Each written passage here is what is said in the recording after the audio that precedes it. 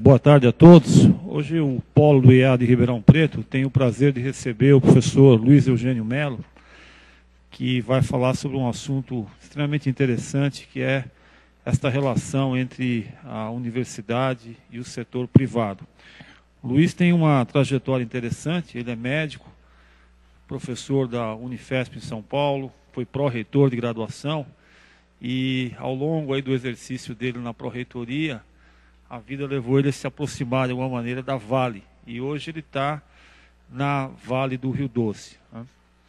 E lidando aí com essa questão do Instituto Vale, né, de tecnologia. Ele é pesquisador 1A do CNPq, membro da Academia de Ciências, né? E trabalha, nós temos um projeto aí que a gente interage junto, projeto Sinapse, pesquisador na área de epilepsia. Então, eu ia passar a palavra para ele e agradecer a presença dele para esse evento. Obrigado, Luiz.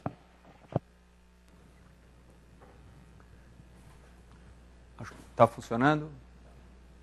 Bom, e aí, deixa eu pegar ali o...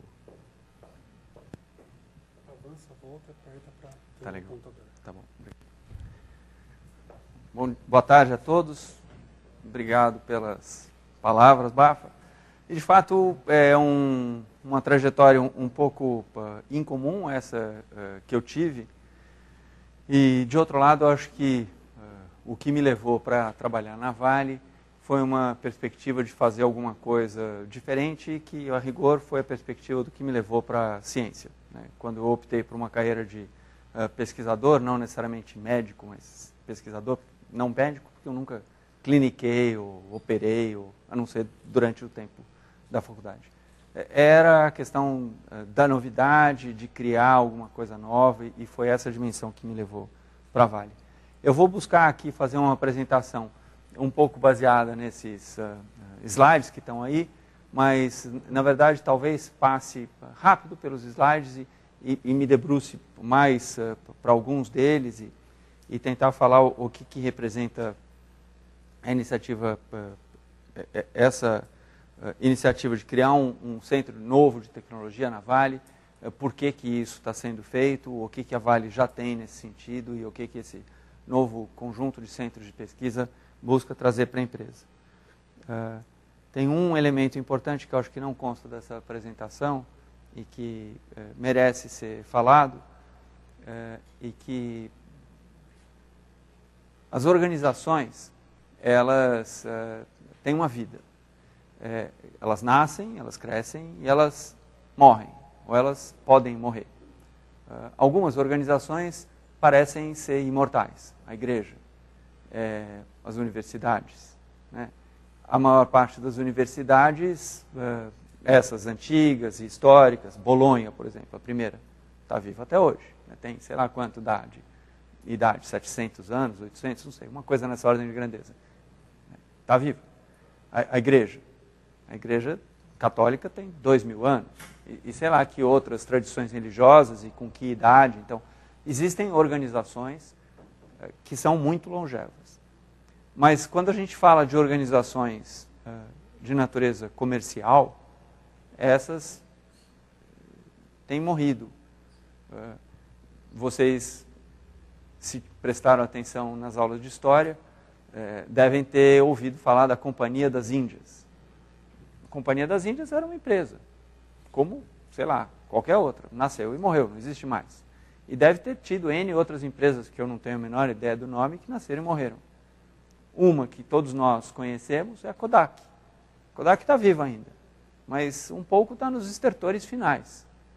Se é que já não morreu, não tenho certeza, assim, não acompanho no dia, mas né, tá num...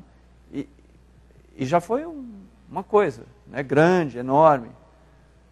Tem duas evidências que são menos anedóticas, no sentido inglês da palavra, que é pontual e casual, e mais numa questão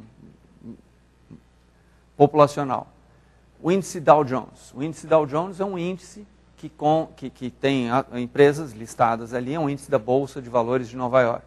Não sei quais empresas fazem parte do índice Dow Jones, se são todas empresas, mas de qualquer jeito. É um índice da Bolsa de Valores de Nova York. Existiam X empresas listadas no índice Dow Jones quando ele foi criado. 100 anos atrás, nessa ordem de grandeza. Dessas, só uma continua listada hoje no índice Dow Jones. Todas as demais não mais estão listadas. Foram compradas, faliram, sei lá o que aconteceu. As crises de 29 ou de qualquer crise, mataram. Só tem uma, chama General Electric, a GE. A GE é a única empresa do índice Dow Jones original que está hoje ainda. A gente tem um índice aqui, Bovespa.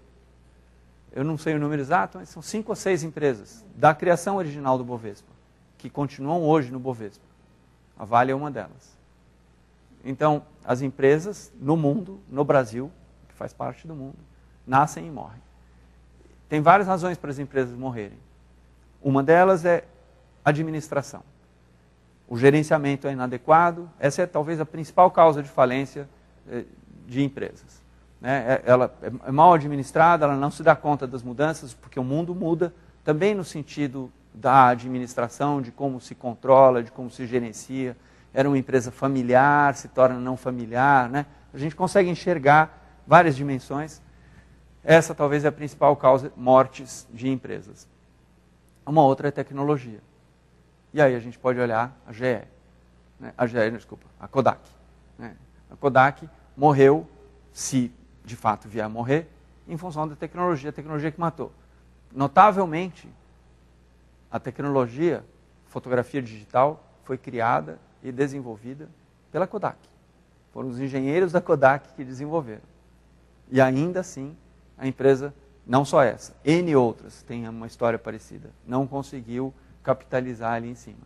Imaginem vocês que a gente está em 1980, ou 1900 sei lá quando que foi criada a fotografia digital, e que a gente está numa sala, todos somos diretores da Kodak, importantes, conversando sobre o futuro da empresa, e aí chega o bafo e fala, não, eu tenho essa coisa aqui, uma câmera digital, isso daqui vai revolucionar o mundo.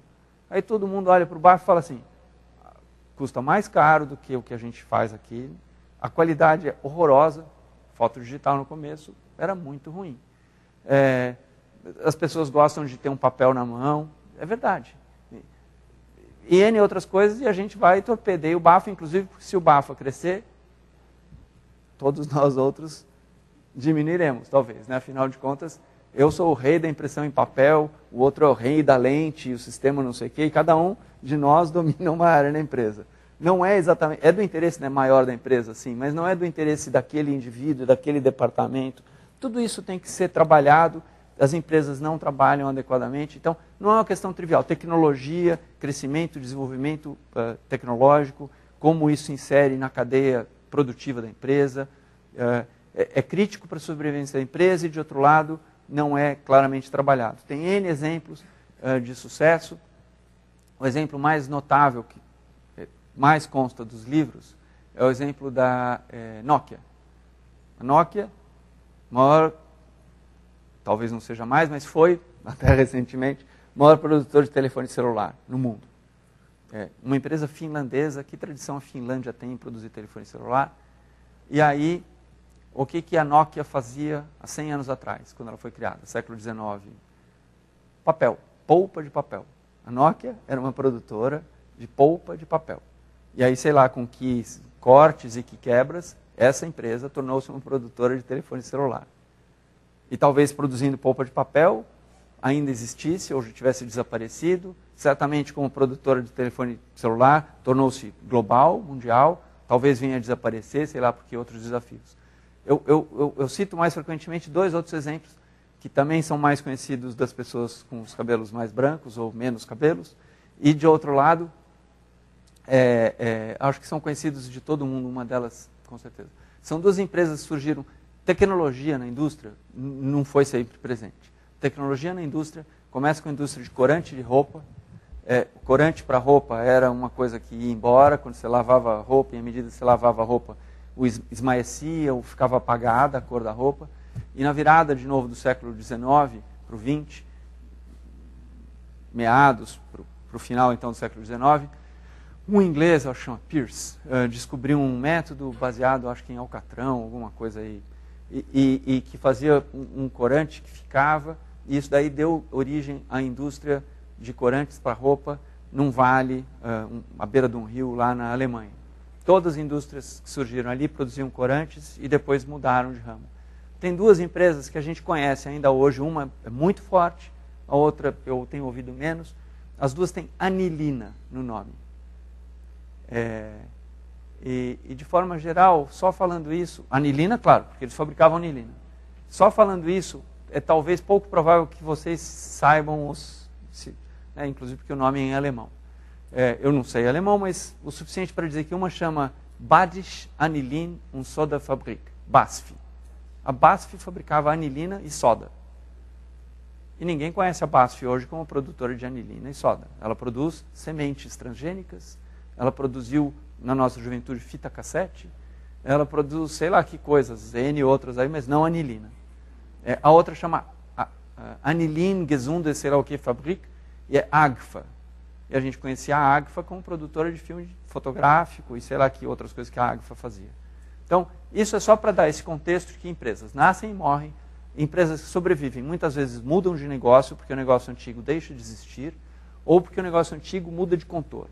A administração é um tópico essencial para a sobrevivência de qualquer pessoa, de qualquer empresa, mas a tecnologia é um elemento crítico na sobrevivência das empresas. Bom, esse é o pano de fundo. E aí a gente vai para a Vale. 2012, a Vale faz 70 anos. A Vale foi criada em 1942 na cidade de Itabira, em Minas Gerais, para explorar um depósito de ferro sensacional que tinha ali, tem ali ainda. Era para já ter acabado a exploração ali, só continua a exploração porque mudou. Isto é, primeiro era lavrado a hematita, que é um minério com alto teor de ferro, ótimo, não sei o que tinha ali. Hoje não tem mais hematita em Itabira, mas tem um outro minério que parece com Itabira, chama itabirito. Itabirito também tem ferro, mas tem outras características. Hoje a Vale lavra itabirito ali, para extrair ferro. Tecnologia é o que habilitou, tecnologia desenvolvida em 1965, por aí, da onde a Vale criou o primeiro centro de tecnologia para desenvolver esse depósito de itabirito. Eu vou para frente, depois eu volto.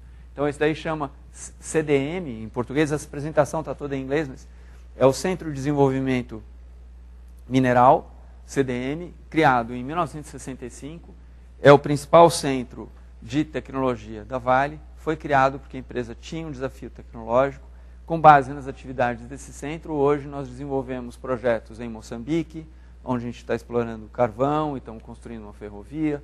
A gente desenvolve projetos no Peru, onde de novo estão explorando ali fosfato. Desenvolve projetos na Colômbia, onde estávamos explorando carvão. Projetos na Argentina, onde estamos explorando potássio. Projetos no Chile, onde estamos explorando cobre. Na prática, é um centro localizado em Minas Gerais, que permitiu o desenvolvimento da Vale, tanto no âmbito nacional como internacional. O que faz o CDM? O CDM trabalha com novos depósitos minerais. O que é um novo depósito mineral? Digamos, eu vou lá explorar e eu vejo que eu tenho, isso aqui é um minério, isso aqui é um outro minério. Os dois são o mesmo elemento e os dois são itabiritos. Só que esse itabirito daqui, por exemplo, ele tem um pouquinho de alumínio. Esse aqui tem nada de alumínio. A diferença mínima que seja de alumínio desse para esse faz com que a rota tecnológica para explorar esse seja diferente da rota para explorar esse. Todo o minério, um é diferente do outro. É como um ser humano. Eu tomei paracetamol e não foi bom. Mas eu tomei aspirina e foi bom. Alguns anti-inflamatórios são melhores para a pessoa A, B ou C do que outros para a pessoa A, B ou C. Os indivíduos variam na sua resposta às substâncias químicas, farmacológicas, agentes farmacológicos. Os minérios, eles, mesmo em partes por bilhão, que é uma coisa nada, né? Uma parte por bilhão é muito pouquinho. O que acontece é que esses minérios são beneficiados em circuitos, em sistema fechado. Com o tempo, essa parte por bilhão vai acumulando e ela se torna um elemento relevante e que interfere no seu beneficiamento. Então, minério, cada um é diferente um do outro e cada um requer uma tecnologia. É isso que o CDM se especializa, é isso que eles fazem avaliações econômicas. Esse minério nessa rota assim, assim, a gente vai ter um rendimento assim, e aí a empresa define se ela entra ou não no negócio. A Vale não trabalha com zinco, a Vale não trabalha com chumbo, a Vale não trabalha com uma série de metais. A Vale trabalha com ferro, a Vale trabalha com cobre, a Vale trabalha com níquel, não trabalha com ouro. Por que ela entra em alguns negócios e não entra em outros negócios? Porque são feitas análises, e essas análises, elas definem que alguns negócios são relevantes, ela pode ser um líder no mercado, e sendo um líder no mercado, ela pode definir as normas gerais. E existe a margem de lucro, a taxa de retorno sobre o investimento. De forma geral, a Vale olha para os negócios buscando uma taxa de retorno que faz com que alguns negócios sejam atrativos e outros não sejam. Uma mina de potássio pode ser um depósito enorme. Existe um grande depósito de potássio na Amazônia, em uma cidade ali chamada Nova Odessa. Enorme, não é da Vale. Tem uma dificuldade técnica brutal em explorar esse potássio. Essa dificuldade técnica é que, para tirar esse potássio, você vai produzir sódio, muito sódio. E aí você está no meio de um mundo de água, porque é a Amazônia. E aí o que você vai fazer com esse sódio? Você vai salgar o rio Amazonas?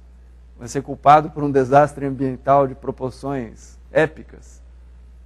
Ninguém está mexendo nesse potássio. Ele está lá a 1000 metros de profundidade e assim continuará, até que alguém descubra algum jeito de dispor desse sódio, que é o rejeito, de maneira ambientalmente adequada, levar o sódio até o mar e jogar no mar, não sei.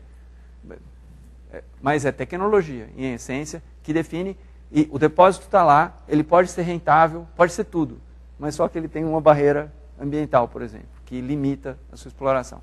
Então, em essência, o CDM hoje, ele faz isso, ele olha os vários depósitos que a Vale tem direito, avalia, define rota, define adaptações, terras raras, que tanto se fala. Se a Vale for algum dia produzir terras raras, vai ser o CDM quem vai desenvolver a tecnologia necessária para fazer isso.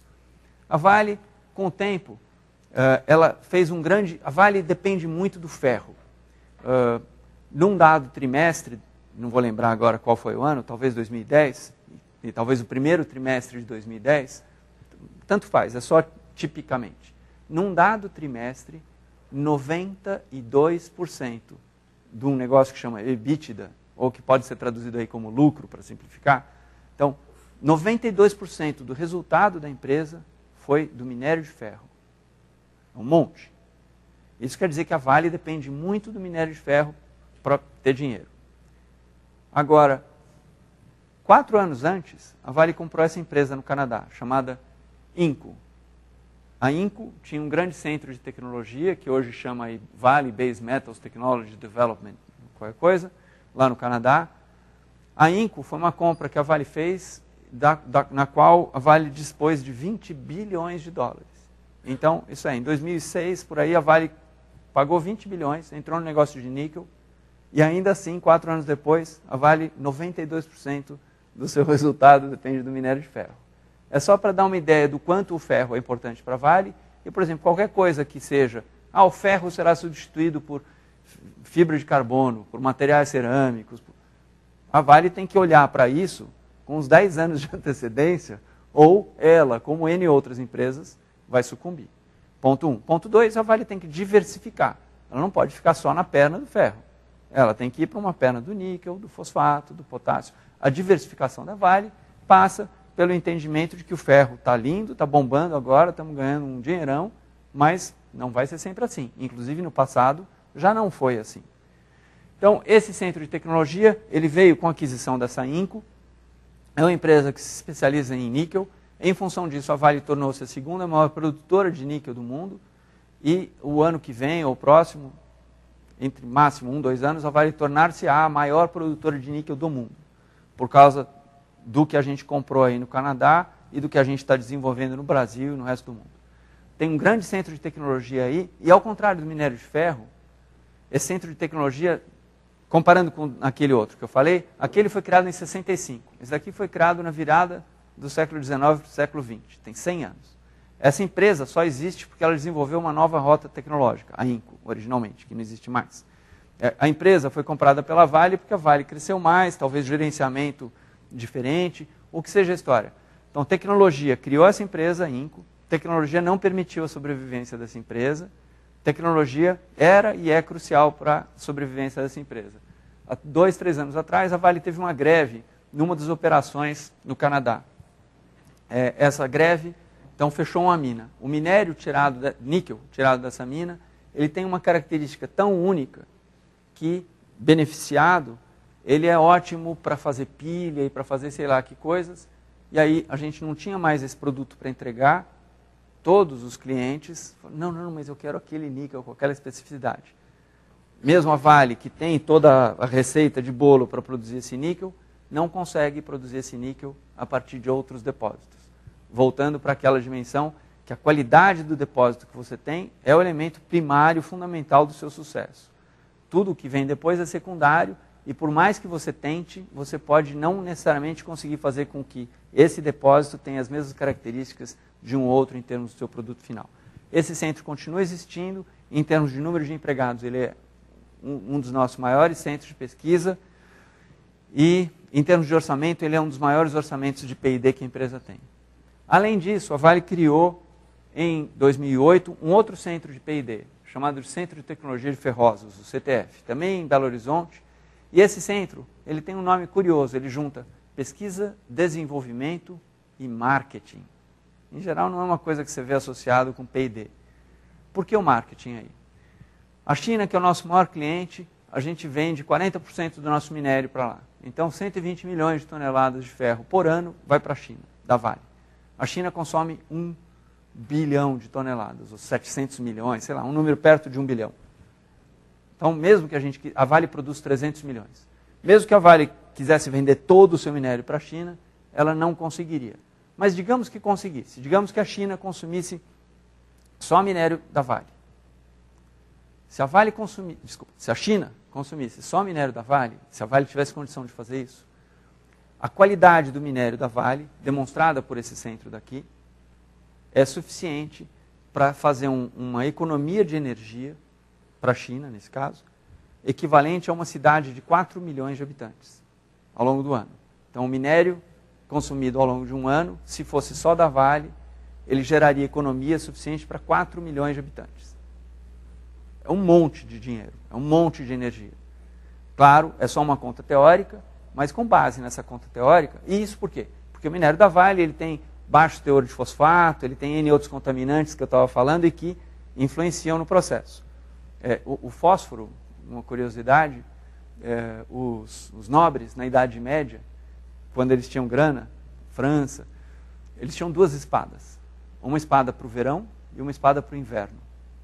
E a diferença das 2 espadas é que uma espada tinha alto teor de fósforo e a outra tinha baixo teor de fósforo. O fósforo, ele enrijece o ferro e o aço. Esse enrijecimento é muito bom no verão. No inverno, a espada fica quebradiça.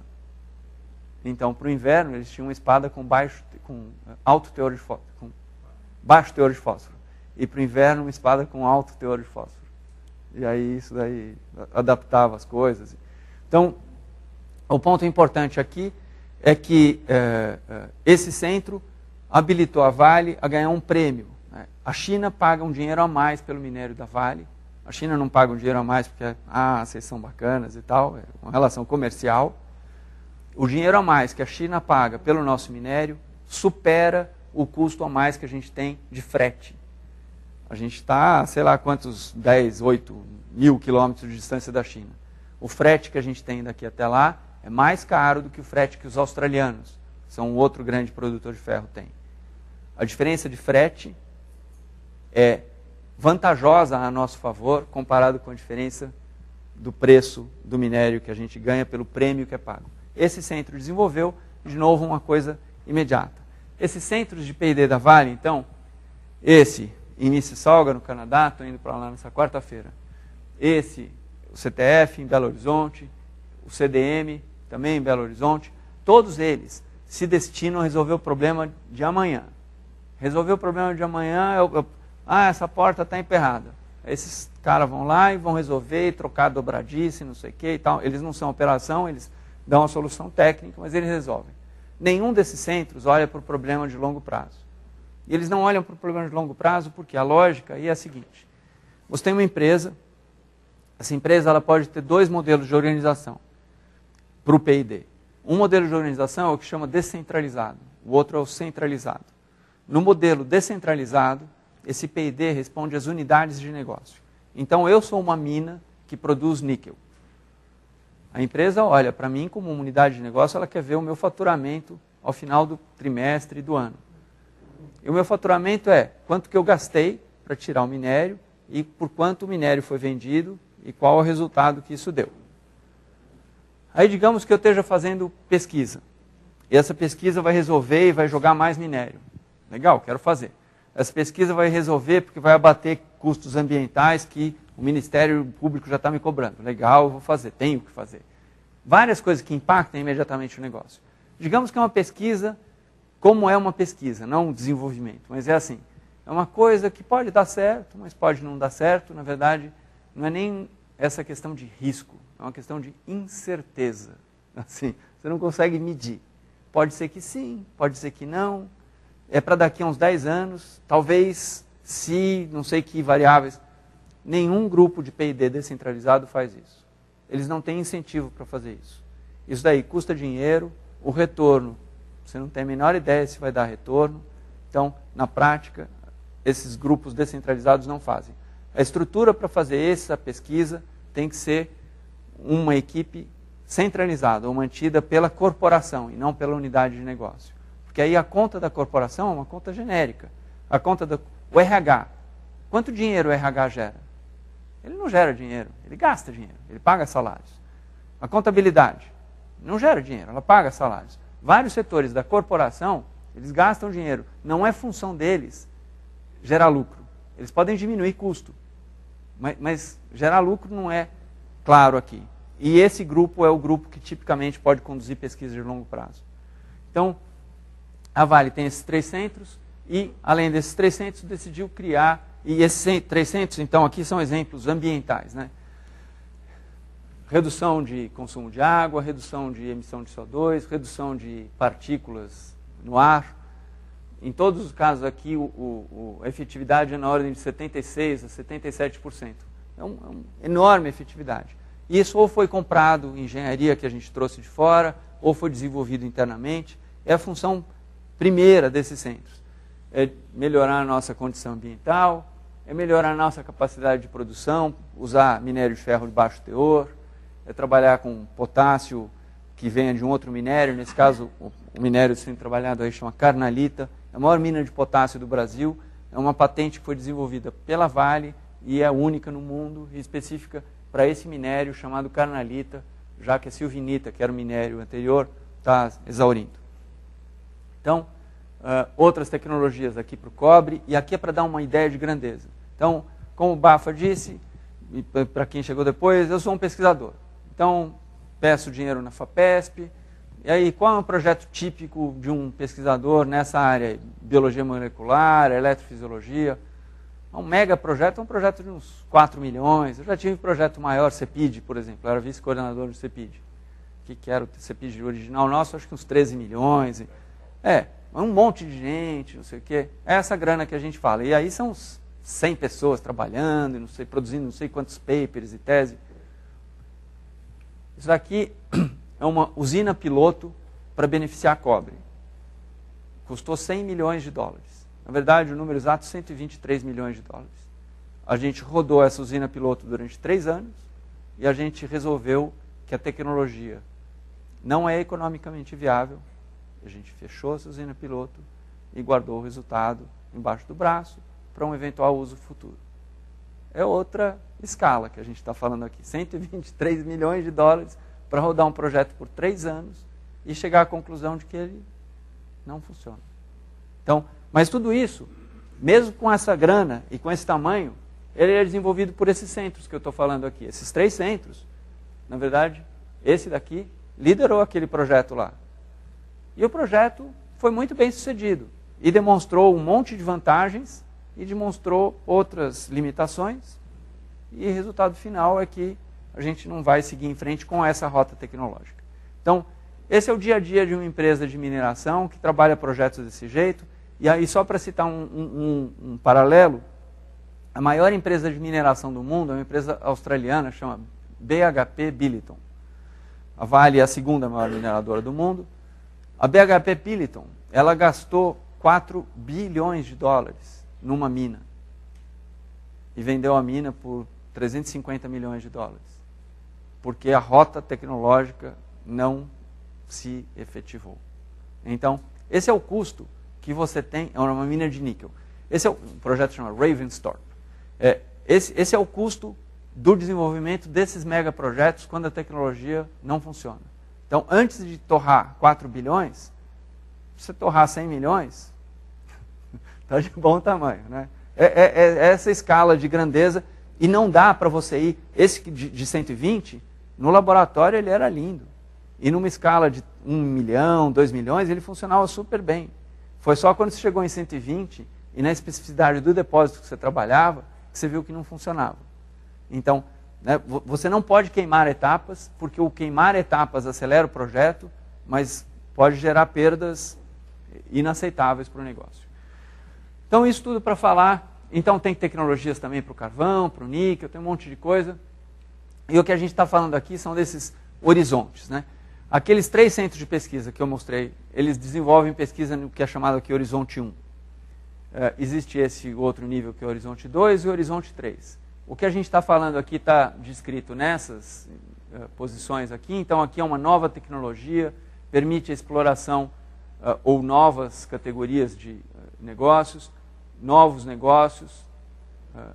mercados. Nesse caso aqui, um crescimento em mercados adjacentes ou nova geração de produto. E aqui são o que é chamado genericamente de melhorias incrementais. Aqueles 3 centros trabalham sobretudo nesse horizonte, às vezes eles entram um pouquinho aqui, rarissimamente eles têm alguma coisa aqui. A Vale, olhando para isso daqui, ela decidiu criar centros para trabalhar essa dimensão daqui. Evidentemente, eles têm uma escala que tem que estar semelhante à escala dos centros que estão aqui, por um lado, e por outro lado tem que estar conectado. A principal causa de insucesso dos centros de tecnologia que trabalham esse nível é que eles, com frequência, se desconectam da realidade. E aí, então eu sou um eletrofisiologista, minha especialidade é epilepsia. Eu continuo apertando uns ratinhos e uns neurônios para entender epilepsia. Quanto dinheiro a Vale investiu em epilepsia? 0. Por quê? Essa é a minha área de pesquisa, não tem nada a ver com o interesse específico da Vale. Ah, mas pode ser epilepsia pós-traumática, porque afinal essas máquinas... pode, mas é uma coisa bem direta. Então, na prática, isso daqui tem que estar vinculado ao negócio da Vale. Então, o que seria uma tecnologia de horizonte 3? Aquilo que eu estava falando lá, trabalhar aquele potássio com sal que está lá no Rio Amazonas, isso daí, se for habilitado, vai habilitar esse depósito, vai habilitar N outros depósitos. A empresa ganha uma grana, ela entra no mercado que hoje é inacessível, e tudo baseado no desenvolvimento de tecnologia. Claramente, o que a gente está falando aqui também é das questões ambientais. O mundo fica cada vez mais verde, ou deveria, ou ambiciona, né? No sentido de que as restrições de emissão de CO2, as restrições de consumo de energia, as restrições de consumo de água, as restrições de natureza ambiental diversa serão cada vez maiores, de maneira tal que ou você se habilita para isso, ou você vai sucumbir num novo mundo, onde as práticas antigas não são mais aceitáveis. As práticas, em realidade, elas se transformam o tempo inteiro. A Vale continua a operar em Itabira. Com certeza, o que ela fazia em Itabira em 1942, hoje seria inaceitável. Mas as cicatrizes do que foi feito estão lá, no morro que sumiu e sei lá que outras coisas. Então, a gente tem que olhar um pouco com essa perspectiva. E daqui a 40 anos, se a gente continuar, ou mesmo que não continue mais, o que a gente vai estar fazendo naquela cidade onde 40 anos atrás a gente esteve e como ficou aquela cidade nos seus vários cenários. Social, e esse social é dificílimo também, envolve um conjunto amplo aí de economia, sociologia, antropologia.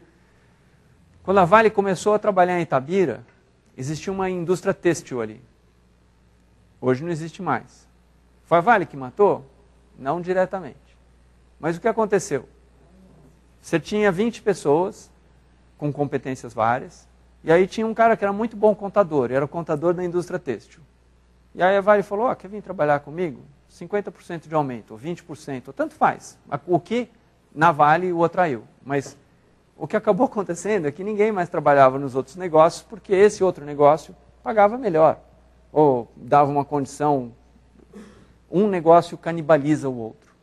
Isso existe, é uma lógica perversa de qualquer sistema econômico, e nesse caso, ou a Vale habilita outras indústrias a se estabelecerem em Itabira, quando ela tiver para sair, ou a cidade vai virar quase que uma cidade fantasma. Né? Então, as preocupações que uma empresa do porte da Vale tem que ter na hora que ela opera nesses lugares são dessa monta. Horizonte 3. Qual é o centro que a gente tem que trabalha com essas questões econômicas? Daqueles 3 que eu falei. Nenhum. Nenhum olha para essa dimensão. Agora, eu posso dizer para vocês que a gente atua numa cidade lá no norte do Brasil, no Pará, chamada Canaã dos Carajás. Tem 26, 28 mil habitantes, uma coisa assim. Nós faremos investimentos na ordem de 20 bilhões de reais nos próximos 10 anos, em Canaã dos Carajás. 26 mil habitantes. O que vai acontecer ali com essa grana? Vai ser corrida do ouro, né? Um monte de gente vai para lá para arrumar emprego, gente que nós levaremos para lá. E a infraestrutura urbana? Quem vai dar conta disso? É do governo. A gente paga imposto e o governo faz. Talvez sim, talvez não, mas certamente a Vale não pode ficar espectador numa situação como essa, ela tem que ser proativa e ela tem que olhar o que já foi feito no passado, quais os melhores modelos que se mostraram relevantes, como é que a gente pode fazer essa cidade crescer e depois, daqui a 100 anos, continuaremos encanando os Carajás? Talvez não. E aí, o que vai ser dessa cidade? Do que eles vão estar vivendo? Então, tudo isso eu acho que entra nesse horizonte 3 aqui, entra nesse cenário que é um cenário abrangente e que é absolutamente relevante para uma empresa como a Vale trabalhar. Então, eu entrei na Vale em fevereiro, 15 de fevereiro de 2009. Eu entrei para dar conta de criar um conjunto de novos institutos. Então, isso aqui é uma maquete de um desses institutos. É um instituto que fica na beira do Rio Guamá, lá no Pará, na cidade de Belém, do lado do campus da Universidade Federal do Pará.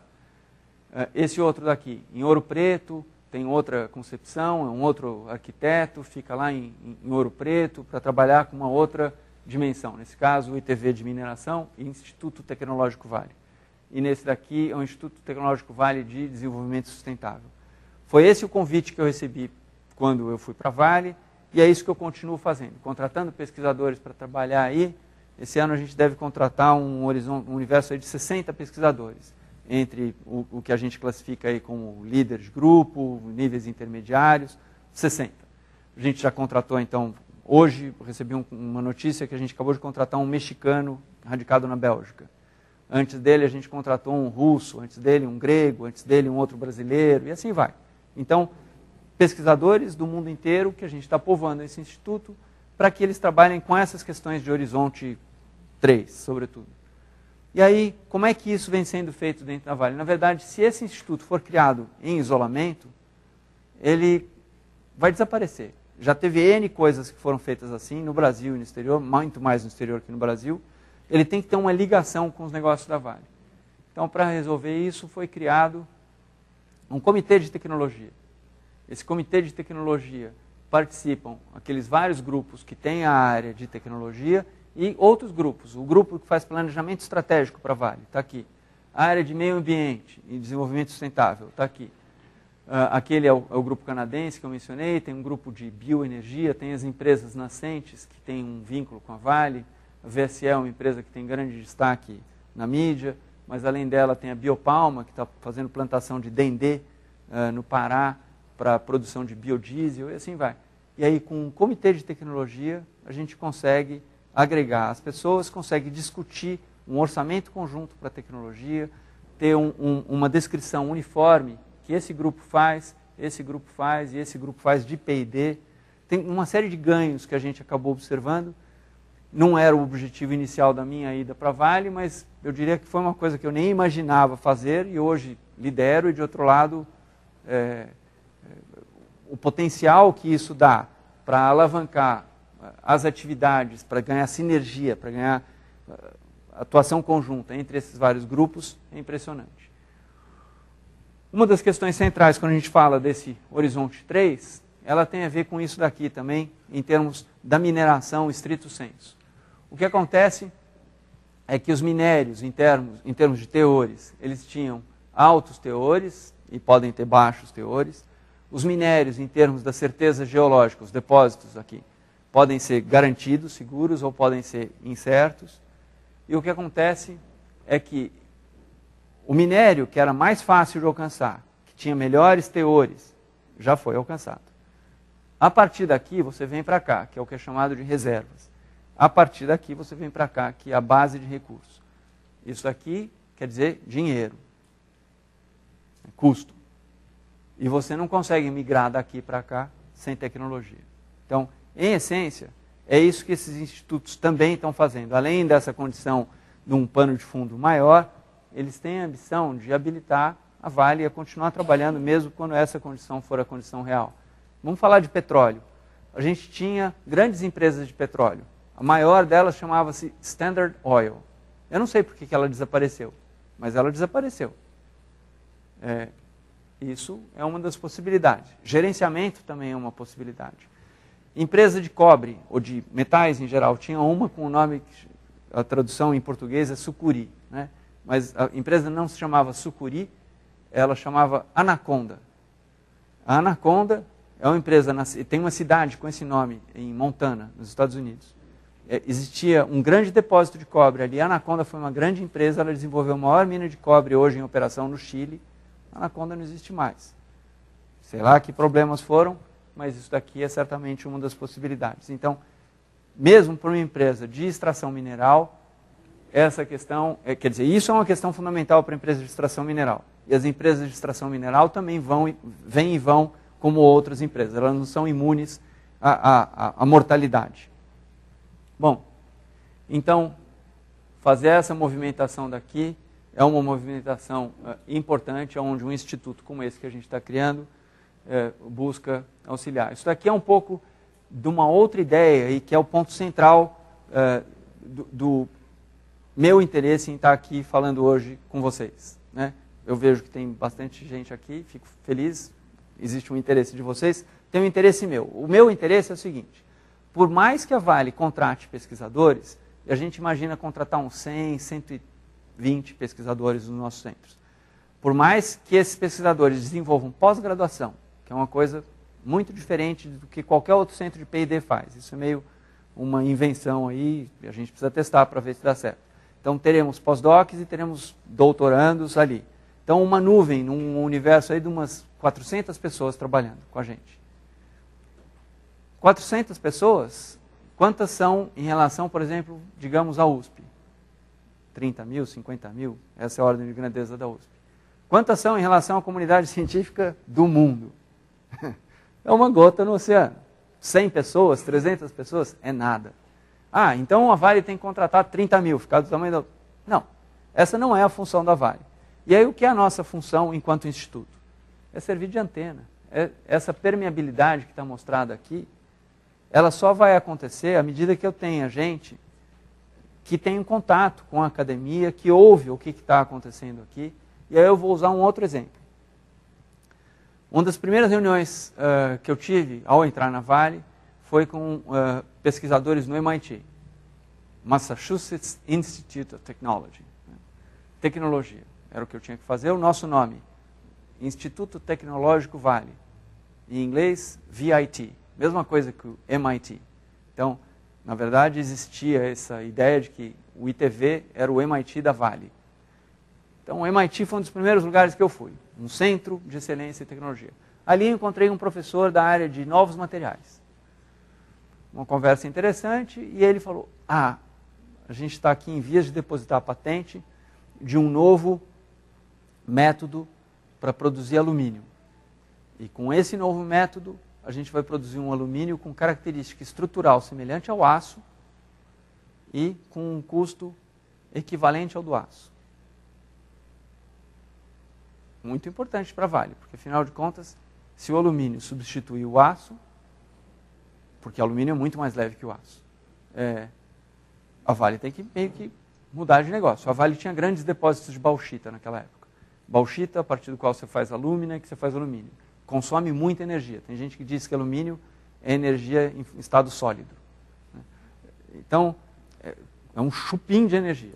Aí, o cara vai fazer alumínio, um cara do MIT, alumínio que não come energia, sei lá, né? Eu não entendo, ainda bem que eu não entendo, não tenho preconceito nenhum, eu ouço, o meu preconceito era um preconceito a favor. O cara do MIT deve saber do que está falando. Aí, fiquei acompanhando e fiquei alimentando o nosso planejamento estratégico. Ó, tem isso, assim, assim, assim, assim. E aí o que foi indo com o tempo é que ele depositou a patente, ele tem a patente, mas é um nicho de mercado. Isso é, o custo de energia não é o que ele imaginava, a característica estrutural do alumínio que ele produz não é o que ele imaginava. Então, para algumas situações, não sei o que, ele tem um alumínio que é melhor do que o outro, não sei o que e tal, mas não vai substituir o ferro, pelo menos não esse processo, não nesse momento. É isso que a Vale precisa saber. A Vale desenvolveu essa pesquisa? Não.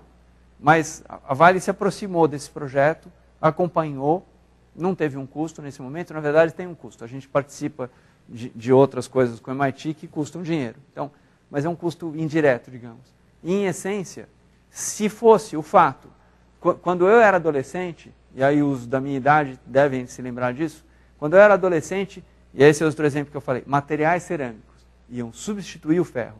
Todos os carros iam ser feitos com material cerâmico, era a grande revolução. Não rolou. Né?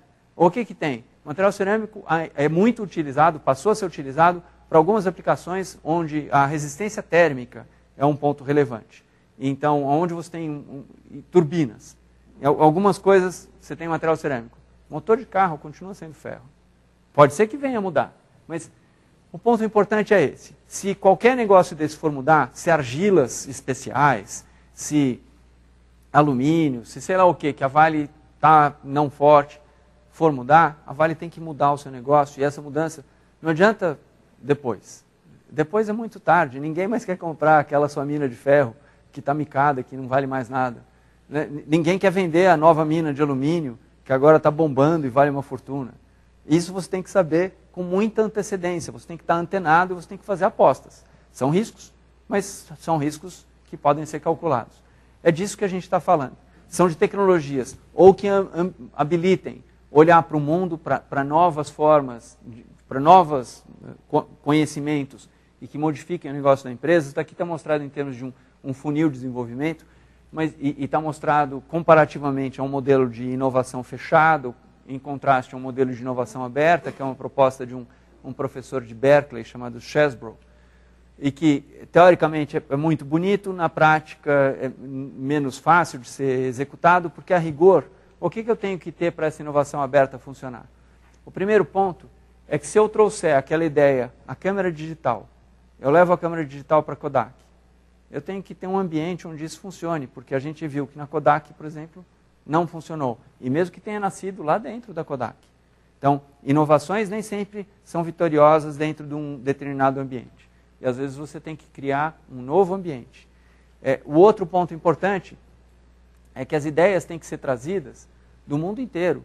Eu não conheço ninguém na Bulgária, mas posso apostar que tem algum carinha fazendo alguma coisa interessante em algum lugar da Bulgária hoje. E como é que eu vou acessar esse carinha e o conhecimento dele? Tem formas várias, de qualquer forma, o que eu estou querendo exemplificar é que isso é menos fácil e menos óbvio do que parece. Dito aqui, a teoria é simples e bonita. A execução é menos fácil e o mais importante, qual é a tradição de P&D que a gente tem no Brasil? P&D industrial. Muito pequena, baixíssima.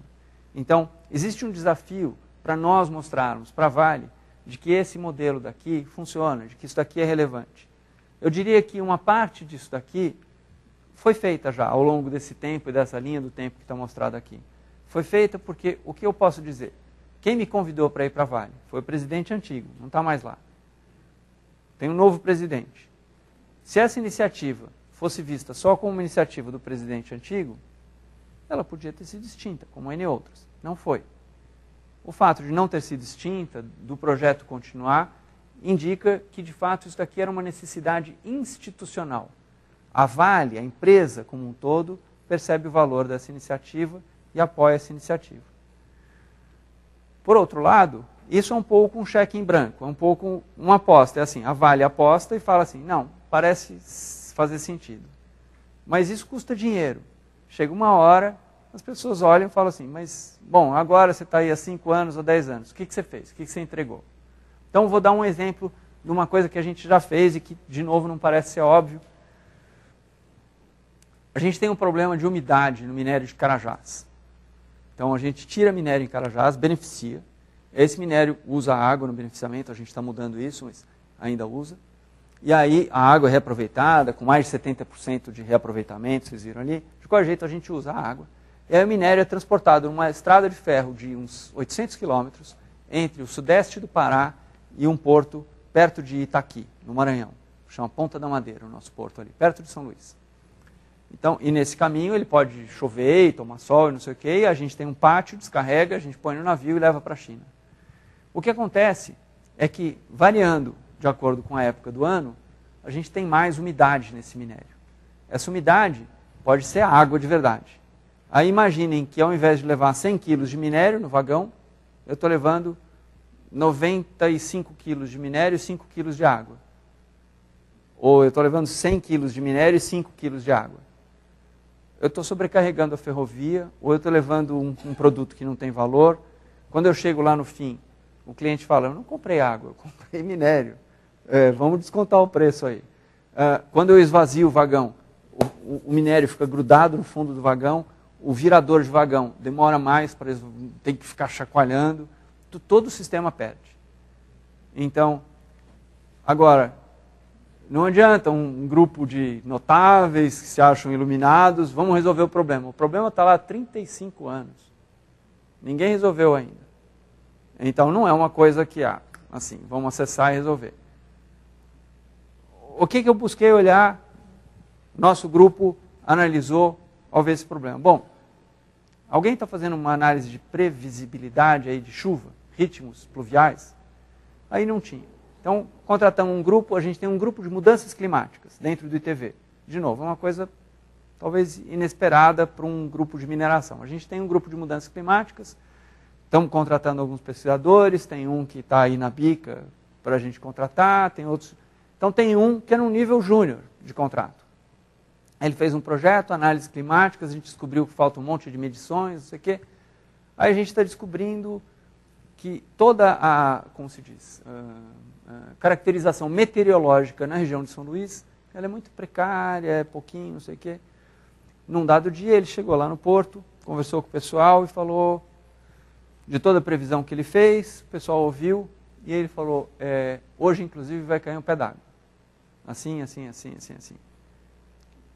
A previsão do tempo ali de São Luís dizia que era um dia lindo, e caiu um pé d'água. E caiu um pé d'água por quê? Porque ele olhou mapas, analisou, não sei o quê, e tinha uma acumulação de não sei o quê, a 25 quilômetros de altura, sei lá, as coisas de meteorologia. E o que importa é que caiu o mundo ali em São Luís naquele dia, ele ganhou confiança. Aí os caras falaram, me dá a previsão aí dos 3 meses. Aí ele entregou a previsão dos 3 meses, aí o cara mudou o planejamento de embarque, de trabalho, não sei o quê. E aí, quanto minério de ferro que a gente trabalha no porto de Itaqui, de Ponta da Madeira? A gente trabalha todo o minério de Carajás, que é 100 milhões de toneladas ano. Aí, quanto vende esse minério? Vende a $145 a tonelada. Vamos chutar que fosse 100 dólares a tonelada. Então, $100 a 100 milhões, 10 bilhões de dólares. 10 bi. Ano. Aí, digamos que a gente tem um impacto de 0,5%. 50 milhões de dólares. Quanto custou o projeto do Bergson? 10 mil reais. Fala por si só, né?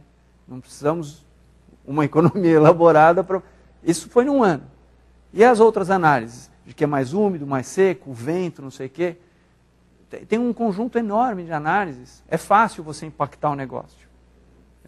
Então, esse tipo de evidência é, na verdade, o nosso alicerce. Com isso, a gente ganha instrumento para fazer outras coisas. Fazer outras coisas é fazer coisas... Assim, eu, como o Bafa disse, sou um médico. Eu não sei nada disso. Eu não entendo de mineração, eu não entendo de geologia. Eu entendo muito de neurônios epiléticos, eu sei isso. Bem, o resto eu não sei. Mas eu sei ciência, eu entendo esse mundo, eu entendo a administração desse mundo. Essa é a minha função lá. Agora, o que eu não sei, e a rigor, o que os 170 mil diretos e indiretos da Vale não sabem, é, por exemplo, o que vocês aqui estão fazendo, ou o que estão fazendo em outros lugares. Então, por um lado, a gente vai ter que ter um modelo onde a gente faz chamadas específicas. A gente fez uma dessas com a FAPESP. E essa chamada, ela é relativamente aberta. 120 milhões de reais, uma nota preta. Acho que nunca teve um investimento desse tamanho com uma empresa privada e uma fundação de apoio, e sequer com 3 fundações articuladas. Até onde eu sei, esse foi o maior junto da FAPESP, foi o único que é articulado com 3 fundações, que era São Paulo, Minas e Pará, porque a gente tem o centro de pesquisa, porque a base de São Paulo é metade da base do Brasil, entre 35% e 50%, dependendo de como você quiser considerar. E o que a gente falava ali, se você tiver um projeto em siderurgia, se tiver um projeto em meio ambiente, me manda que eu quero ouvir. E ali a gente está apoiando um projeto de abelhas sem ferrão. Por quê? Essas abelhas, nem sei quem que é, mas é um projeto, vamos dizer que não parece um projeto da Vale, né? Um projeto de abelhas sem ferrão, porque essas abelhas são um indicador da condição do meio ambiente, e essas abelhas são abundantes, sei lá em que lugar que a gente trabalha. Legal, bacana, a gente quer saber, a gente quer ter o conhecimento fundamental. Então, mas não é uma grana direta para a Vale. Então, de um lado, eu preciso de projetos que alavanquem o nosso futuro, mas que são incertos, porque eu não sei do retorno para a empresa. E eu preciso de projetos onde eu consiga mostrar para a empresa que ela também está ganhando dinheiro. Porque aí, esse incerto, de repente vai me dar alguma coisa, sei lá, que eu não consigo imaginar hoje. Agora, ele também me habilita uma rede de contatos que me dá outras possibilidades.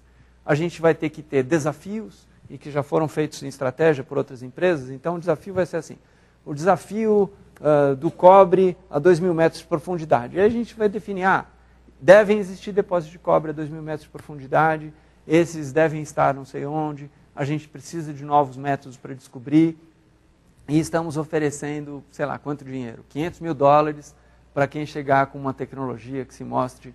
E aí as pessoas mandam um abstract, mandam uma pré-proposta, se começa uma conversa. Esse é um sistema que funciona, a indústria farmacêutica faz muito isso, ela lança desafios, e esses desafios são muito, se você conseguir fazer um statement, né, uma definição bem clara, eu acho que você consegue, do problema e das suas nuances, você consegue atrair propostas na base de perspectiva, está aqui a cenoura, quem quer? E aí chega alguém, oferece, está aberto. No outro, é aberto total, isso me diz o que eu não sei, me diz o que eu deveria querer saber. E aí você ouve também, e por aí vai. Essa é a ideia central do nosso instituto.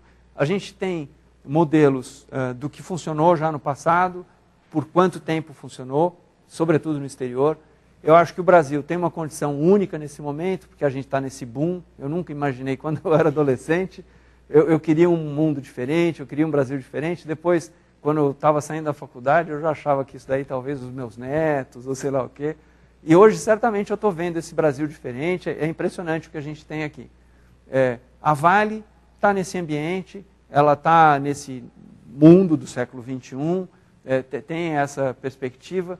Eu acho que está participando desse movimento, da criação de um novo centro de pesquisa, com um novo modelo de articulação com o setor de produção do conhecimento.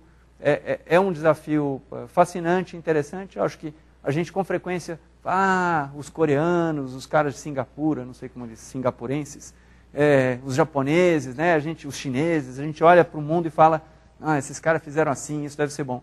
Aí eu lembro de um comentário da Nature, falando do Lattes, né, o currículo Lattes. O Lattes era uma bomba quando foi criado, era um saco trabalhar com aquilo, era muito ruim, não funcionava. Hoje é sensacional, todo mundo está no Lattes, o sistema funciona, e é um modelo brasileiro, a gente que criou aquilo lá. A gente tem N modelo, adoraria evidentemente se isso daí se tornasse um modelo de como a indústria pode trabalhar horizontes de longo prazo, como é que pode ser uma interação de longo prazo com o setor acadêmico, não uma situação de compra e venda. Hoje é essencialmente isso que a gente faz. Eu preciso de um projeto, eu vou lá e compro o projeto.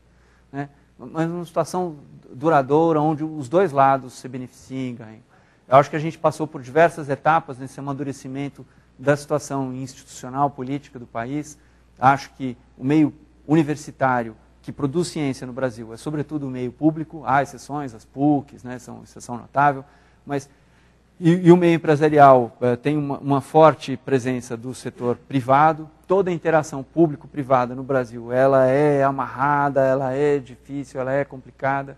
Uma das dimensões da criação desses institutos é para superar esse fosso, para superar essas diferenças e para fazer esses dois elementos conversarem.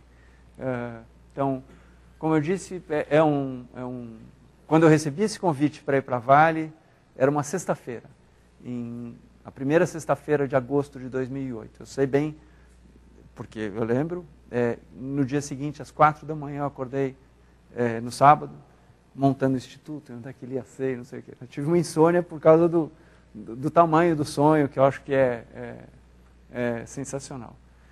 Deixa eu ver se tinha mais alguma coisa. Em essência é isso, a ideia é que a gente trabalhe em rede, articulando então instituições no Brasil e no mundo, como eu estava falando. A gente tem um conselho científico muito importante. Desse conselho científico fazem parte 8 pesquisadores, Goldenberg é um deles, o outro é o Pérez, um outro é um australiano, foi presidente de uma entidade lá na Austrália, chama Mike Hood, um outro chama Mohan Munasinghe, ganhou o Prêmio Nobel da Paz lá com aquele painel de mudanças climáticas, o Nildo Marini, Thomas Moore, não lembro se esqueci alguém, mas são 8 pessoas que fazem parte desse conselho científico. A gente tem 2 unidades, 2 ITVs, um que vai ficar em Belém do Pará, o outro que vai ficar em Ouro Preto. Tudo isso é financiado pela Vale. O ITV é uma associação jurídica independente da Vale, sem fins lucrativos, com o fim de fazer ensino e pesquisa. Está tudo ali bem definido, qualificado. Então, isso daqui fez tudo parte da definição e da criação desse modelo meio que do nada, do zero, um pouco olhando do que existe e um pouco olhando o que a gente pode fazer. Acho que esse aí a parte de pesquisa, o que cada um ganha, as unidades de negócio, o que eles podem se beneficiar, a corporação, a comunidade de ciência e tecnologia, vocês, então, fortalecimento desse sistema. A gente está lá em Moçambique. Moçambique, o ano que eu fiz essa avaliação, tinha 28 papers na base lá da Scopus. 28 contrastava com o Peru, por exemplo, que tinha 1.800. Contrastava com o Brasil, que tinha 80 mil. Contrastava com a China, que tinha 220 mil. Quer dizer, na mesma base de tempo, Moçambique tinha 28, o Brasil tinha 80 mil e a China tinha 220 mil. Moçambique tem um sistema de CIT que está engatinhando, está na sua infância. A gente tem que fazer tudo ali, do zero. Então, ou a gente capacita esse sistema a funcionar e produzir profissionais, ou a gente tem sempre dificuldade de contratar o próximo engenheiro de mina, o próximo técnico em ferrovia e assim por diante. Então, fortalecer o sistema de CIT, inclusive nos outros países onde a gente atua. Contribuir para a formação de recursos humanos especializados. A gente atua enormemente no Pará. Quem é que quer ir morar no Pará? Quem é que quer ir morar em Carajás, ou em Canaã dos Carajás? Né? E por quanto tempo a pessoa quer ir morar lá? E por que ela não quer ir morar lá? Né? E quais são as condições que limitam isso? Mas e o sujeito que nasceu ali, para ele voltar para lá? Ele topa, ele quer, é mais fácil? Né? Tem uma lógica toda aqui que é muito óbvia, muito clara, e ou a gente atua para que ela aconteça, ou ela não é geração espontânea. Desenvolvimento das regiões. Esse é um outro ponto fundamental. Isso é qualquer lugar onde você vai lá beneficiar, trabalhar o minério, evidentemente o governo vê o ganho imediato e ele também gostaria de ver um ganho de longo prazo. De novo, é uma dimensão aqui claramente associada às atividades do Instituto. Então, ensino e pesquisa, como eu já tinha mencionado.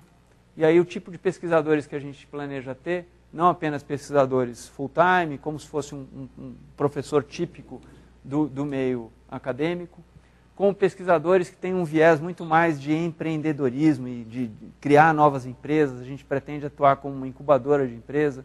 A contratação, eu estava mencionando numa pré-reunião aqui, do Hugo Rezende, que trabalhava na Embraer, especificamente tem esse viés da gente incubar novas empresas a partir do trabalho dos pesquisadores, muito à semelhança do que acontece nos Estados Unidos e, contrariamente, isso é um modelo muito menos frequente no Brasil. São Carlos, acho que tem um pouco disso, tem exemplos aqui e ali, deve ter em Ribeirão também, mas não é todo dia. Né? É muito menos o número de pesquisadores que sai da universidade para se tornar um empresário. E porque o ambiente ainda não é suficientemente favorável. Pesquisadores visitantes, a gente deve ter um monte disso de novo para facilitar essa interação. E estudantes de pós-graduação, que para mim são o sangue de qualquer organização. A universidade ela só fica centenária e secular porque ela tem um cara de 17, 18 anos chegando todo ano, em grande número, e esse cara é o que mantém a universidade viva. Todas as instituições de pesquisa que eu olho no Brasil, todas elas gostariam de ter pós-graduandos, né, quando elas não têm. E elas buscam esses pós-graduandos na vizinhança, quando elas não têm.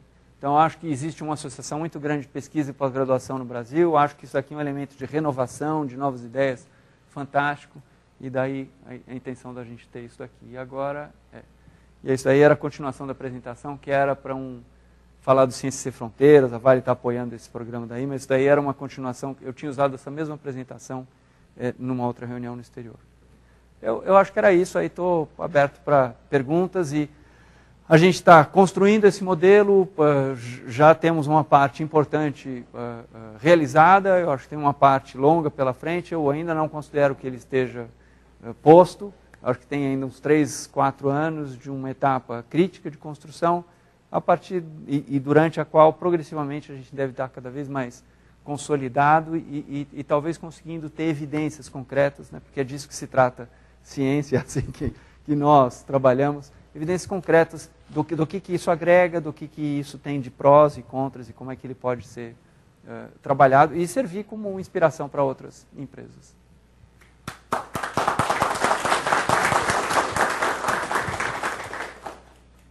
Bem, agradecer ao Luiz, então, pela excelente palestra e passar a palavra, então, para quem quiser fazer alguma pergunta. Nós temos um microfone ali para que todos possam ouvir.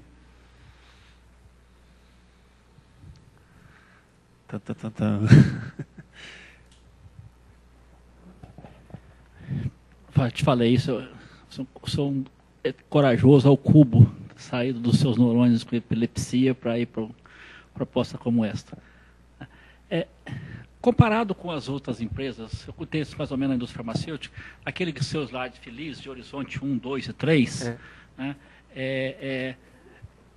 qual é a percentagem, não sei se isso é available, mas pelo menos comparativo com as demais empresas, não é esse no anterior, não, esse aí, em termos do budget, o que se gasta, por exemplo, no horizonte 1, 2 e 3, em termos do orçamento da companhia, porque na realidade é o que dá a dimensão da questão, é o mesmo que, por exemplo, que se está gastando no horizonte 3, é semelhante a que as indústrias, as mineradoras do mundo estão fazendo, ou nós estamos ainda, a Vale está um pouquinho aquém? A gente está gastando mais. Mais? Mais do que os outros. Na prática, eu diria que a gente tem as 3 grandes empresas, é onde a Vale busca se mirar, né, espelhar, são a Vale, a BHP Billiton e a Rio Tinto. As 2 outras estão na Austrália, sobretudo, a Vale, sobretudo, no Brasil. A BHP, há 5 anos atrás, ela enxergou P&D como custo, ela praticamente extinguiu o seu P&D e ela mais contrata o que ela precisa. E ela tem a perspectiva dela ser ágil o suficiente para quando aparecer alguma coisa interessante ali, ela vai lá e compra. É mais barato fazer isso do que desenvolver internamente. Existe um exemplo de uma empresa que age de maneira semelhante, em parte, mas uma parte importante assim, é a Cisco. Então, a Cisco, que trabalha em roteador, por exemplo, eletrônica, né? Não sei exatamente o que cuida da Cisco, mas é comunicação, informática, de forma geral. A Cisco é uma grande empresa nessa área, e a Cisco tem uma estratégia de aquisição extremamente agressiva. Ela vai lá e compra novas empresas. Com isso, ela compra nova tecnologia. Em vez de, eu sou a Cisco, eu coloco uma grana aqui, uma grana aqui, uma grana... Em vocês 5, 6 aqui, e pode ser que nenhum dá certo. Porque é P&D e está em desenvolvimento ainda e não deu certo. Ao invés de eu gastar 6 granas aqui, eu pego e compro o projeto dela, que eu já tenho certeza que está certo, porque é uma startup, é uma empresinha. Eu gasto mais individualmente nela do que individualmente em cada um de vocês, mas no conjunto dos tantos de vocês, eu gasto menos comprando ela. Então isso é fato, é a realidade dos números, a Cisco age assim. Não só a Cisco, N empresas agem assim. A BHP está optando por agir assim. Qual é a diferença que existe para a Cisco? Por que ela pode fazer isso? A Cisco está localizada no Vale do Silício. Então ali, você vai no boteco da esquina e o cara está falando, né, e aí você já fica antenado, sabendo. Uma empresa baseada no Brasil podia adotar a estratégia da Cisco? Eu acho que ela ia apanhar muito. Porque ela vai ser sempre a segunda, ou a terceira, ou a enésima a chegar na informação. Tecnologia mineral não é produzida no Brasil, infelizmente. Ela é produzida sobretudo na Austrália. Então, eu acho, porque o governo pôs muita grana nisso, lá, ao longo dos últimos 30 anos. Então, a BHP pode talvez adotar essa estratégia e talvez funcione para as tecnologias, sobretudo ali no quintal dela. Para coisas que transcendam o quintal dela, eu tenho dúvidas sobre o êxito. Mas esse é o caminho deles. E aí, eu sou o cara, o rosto para a Vale, que fala assim, não é assim. Vamos fazer desse outro jeito. Mas a outra é a maior, é a grande. E aí eu estou falando que o nosso está certo e o deles não está certo. Aí tem a Rio Tinto. A Rio Tinto optou por um outro caminho. Ela coloca a grana na universidade. Então ela definiu 5 centros de excelência. Um fica no Imperial College, em Londres. Um outro fica lá na Universidade de Sudbury, nosso quintal. Sudbury é onde a Vale tem a maior mina de níquel. Os caras colocaram grana ali, na Laurentian University. A Universidade de Queensland, na Austrália. São 5 centros. E aí eles quase que têm contrato de exclusividade com um conjunto de professores em áreas. A universidade está começando a falar, não, esses caras daí estão privatizando a universidade que é de todos, não sei o quê. A Rice faz isso no Rio, né? Então, mas tem uma coisa que está meio assim, não tá, mas é um outro modelo, né? Então, a gente está com um modelo que é diferente dos outros dois, porque a gente está criando novos centros nossos, com pessoas nossas, que a gente paga, claro, que a gente quer que colaborem, que tenham uma atividade, mas que são nossos, a gente não está privatizando o dos outros. A gente tem atividades em colaboração, e aí voltando para a sua pergunta, o nosso objetivo é estar gastando ao redor de 25% do nosso orçamento de P&D no Horizonte 3. Hoje, esse dinheiro seria na ordem de 150 milhões de dólares ano. Tem um percentual do budget da empresa? Na área de mineração, o investimento em P&D é da ordem de 0,5% do faturamento da empresa. Ao contrário da área farmacêutica, 15%, 19%, Pfizer no dado ano. Na área de mineração é 0,5%. Petrobras investe 0,85%, porque tem uma lei dos royalties que obriga ela a investir isso. As outras petrolíferas, 0,5% também. Então, setor mineral como um todo, 0,5%. A gente investiu num ano 0,74%, num outro ano 0,68%. Então a gente oscila um pouco acima desse 0,5%, mas é nessa ordem de grandeza o nosso investimento. Teve ano que a gente investiu 0,28%, mas porque o faturamento foi tão estrondoso que superou. Então tem isso também, tem tido muita flutuação no faturamento. Luiz, excelente palestra, prazer Obrigado. te rever. Prazer, né? Eu tive a grande oportunidade, ou feliz oportunidade de te conhecer lá em São Carlos, aquela vez, numa atividade absolutamente acadêmica, na banca de contratação de docente. Então, fiquei surpreso naquela época com a sua desenvoltura em falar desses temas e é hoje mais ainda, né? Então, parabéns, eu acho que realmente é muito interessante ouvir a sua trajetória e ouvir o que você tem falado da Vale, né? Então, eu tenho, na verdade, 2 perguntas, né? Acho que bem pragmáticas. Né? Então, veja, a Vale teria interesse de firmar parcerias com programas de pós-graduação ou departamentos específicos de universidades públicas? 1. 2, se a gente tiver uma ideia, um projeto que a gente imagina que seria interessante para a Vale, quais são os mecanismos de contato? Ou seja, eu preciso esperar uma chamada FAPESP? Não. Ou não? Eu posso, existe no site um e-mail, alguém que... A gente tem parcerias com universidades e programas de pós-graduação. De forma geral, eles têm esse viés mais da necessidade da Vale lá, então engenheiro de minas, geólogo, mas tem outras. E tem uma questão geográfica também. Então, existe um campus da Universidade Federal do Pará em Marabá. Se o sujeito já é ali de Marabá para Paraupebas é um pulinho. Quer dizer, pode ser que o cara de Marabá se veja, sei lá, como um paulistano que olha para Ribeirão Preto e fala assim, interior, não vou. Né? Não sei. Ou ao contrário, ele olha, qualidade de vida, não tem trânsito. Mas tanto faz, de qualquer jeito, a gente tem uma questão de geografia e a gente tem uma questão de área de conhecimento. O nosso instituto tende um pouco a transcender isso, porque, como eu estava falando, a gente se interessa por economia, a gente tem uma pesquisadora já contratada que é arquiteta e está trabalhando com planejamento urbano. Um projeto que se chama Urbis Amazônia, porque é central para nós. Então, o interesse pode se expandir. A questão dos projetos, a rigor, evidentemente, se o projeto chegou na minha mão, eu olho o projeto, dou uma olhada, e aí eu busco definir um cliente interno.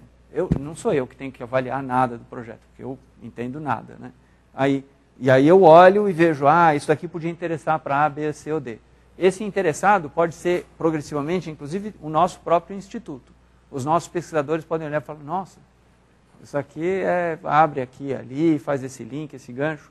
Então, eu tento vender o projeto. E se eu tiver um comprador, aí eu dou sequência. Eu tenho que ter um cliente interno. Se eu trabalhar sem cliente interno, eu vou progressivamente perdendo a minha base de sustentação. Quem paga o meu salário é o cara que está lá tirando pedra do chão. Eu tenho que ajudar a vida dele de alguma forma. Por enquanto, o e-mail. A gente vai ter um link, não sei o quê. Então, tem o meu e-mail. Meu e-mail estava ali no primeiro slide. E é o meu nome com toda a coisa da Vale.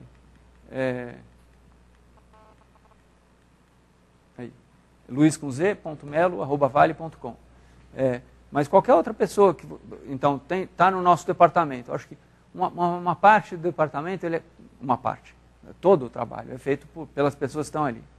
Então, existe uma área nossa que chama Parcerias e Recursos. Essa área é liderada pelo Sandoval Carneiro. Foi presidente da CAPES, quando a posição não tinha o nome de presidência ainda. Foi diretor do Comitê Internacional, alguma coisa assim, o nome da CAPES recentemente.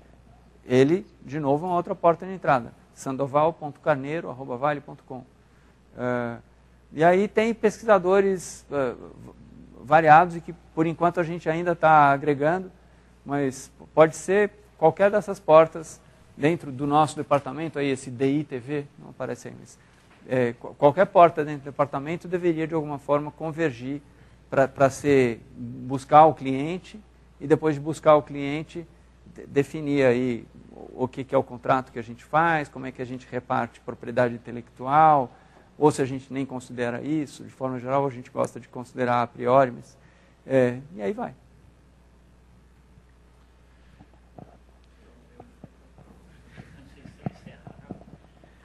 Fazer um paralelo com a indústria farmacêutica, porque é onde a gente tem mais um conhecimento. A indústria farmacêutica, até uns 30 anos atrás, 15 anos atrás, ela funcionava assim. Tinha os institutos de pesquisa deles que pegavam a ciência básica feita da universidade e lá dava a sequência. Verdade. As grandes drogas que estão aí foram feitas neste esquema. Com a hipertrofia do poder do marketing e dos economistas, eles resolveram, achavam que era muito mais barato comprar na universidade, lá pensar, comprar aquela... o pipeline esvaziou. E comprava tudo. Qual a consequência? Sumiu. As faculdades sumiram.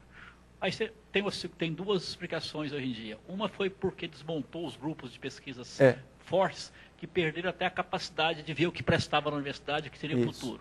Esse é um lado. A outra é que a pesquisa acadêmica hoje deixou de ser uma pesquisa que resolva as questões sociais. Aí se criou uma nova área na saúde que se chama ciência translacional. Certo? E que realmente teria ciência, que só faria ciência importante aquela que você já olha lá. Né? E se você vai até aqui, isso favoreceria um pouco ao arranjo que tem agora. A indústria continua não tendo ninguém, quem até fala com os pesquisadores continua sendo o povo de marketing, eles continuam mandando. O que tu acha? Você está propondo exatamente o que aconteceu na indústria farmacêutica 20 anos atrás e que foi completamente desmontado. Isso. Não, eu tenho certeza que a gente está fazendo uma proposta que se inspira nos modelos do passado, e aí o que a gente tem que tentar fazer é não sofrer. Né? Quem não olha a história está condenado a cometer os erros do passado, né? Disse alguém importante, que eu não vou saber quem é. Então, eu acho que a gente tem o benefício da história aí.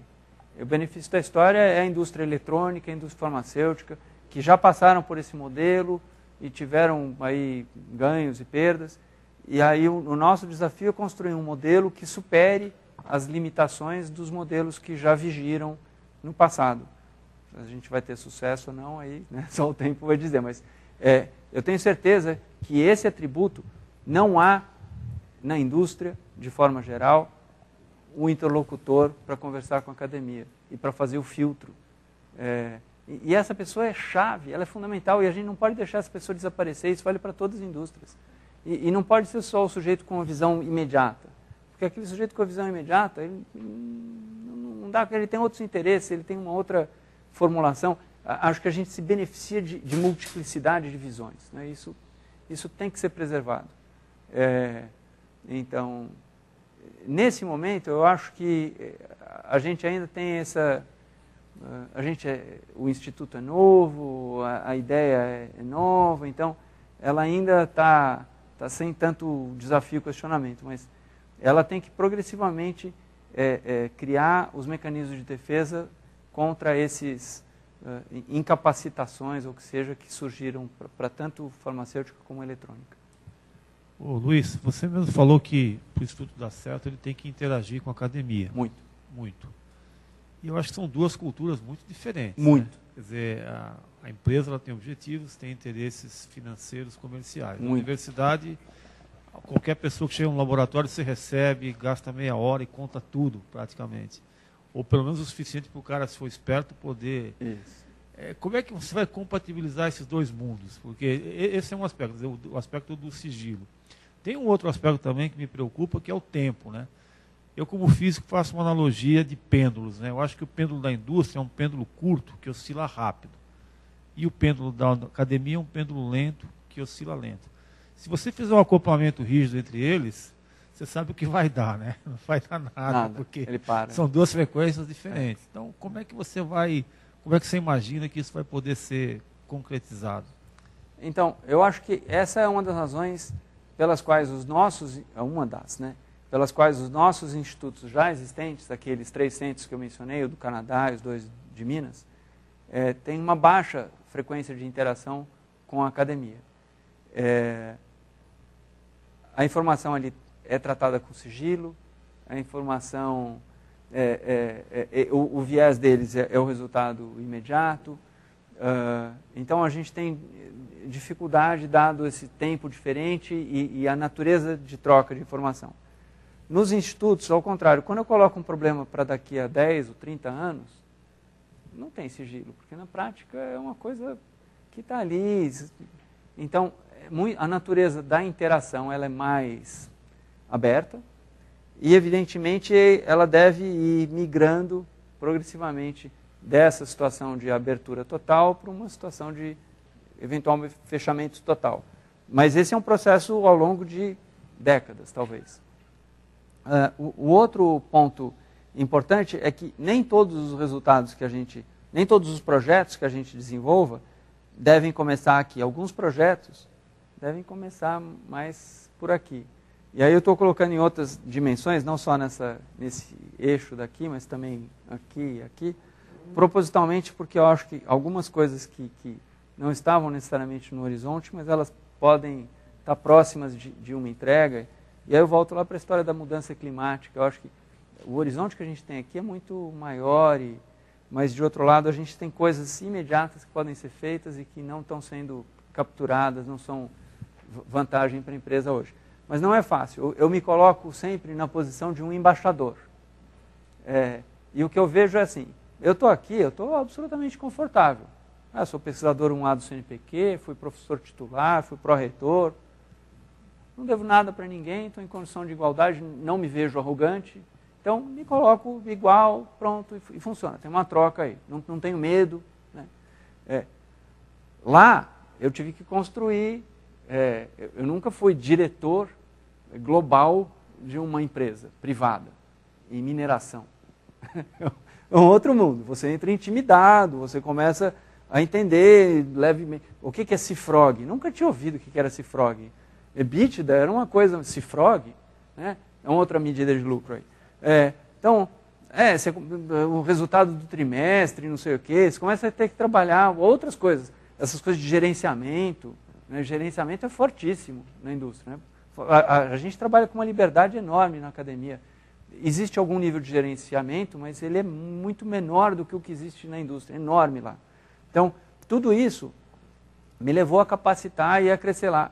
Mas hoje, depois de 3 anos, eu estou há 3 anos lá, os caras olham para mim e eu sou igual.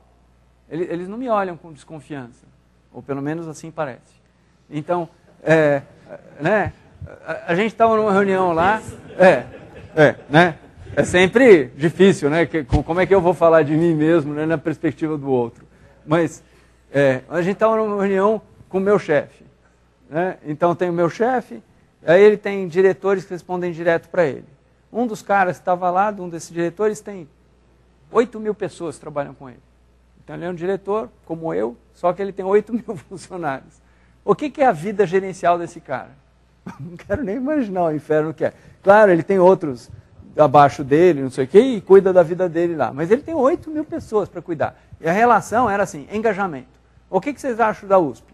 A USP é um lugar bom para trabalhar? Vocês recomendariam a USP para uma outra pessoa? O que é seu plano de carreira? O que te deixa infeliz aqui? E a questão de como é trabalhar na USP. Quando que foi feito um plano de engajamento na USP? Sei lá. Então, mas lá, para nós, é crítico.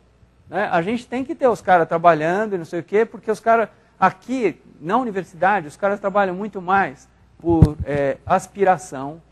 É um desejo, eu quero isso, eu quero aquilo, é uma vontade aqui. Lá é grana. Né? Mas só a grana não dá tudo. Você não quer um cara só movido pela grana. Você quer um cara que também se identifique, tenha um engajamento.